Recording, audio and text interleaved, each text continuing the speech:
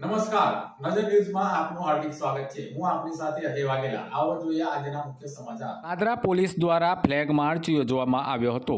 આવનાર ઉત્તરાયણના તહેવારમાં કોઈ અનિચ્છનીય બનાવ ના બને તે માટે પાદરા પોલીસ દ્વારા પાદરાના વિવિધ વિસ્તારોમાં ફ્લેગ માર્ચ યોજવામાં આવી હતી, જેમાં મોટી સંખ્યામાં સીઆરપીએફના જવાનો, પાદરા પોલીસ સ્ટાફ, જીઆરડી તેમજ હોમગાર્ડ જવાનો સહિતના સુરક્ષા જવાનો પણ મોટી સંખ્યામાં હાજર રહ્યા હતા।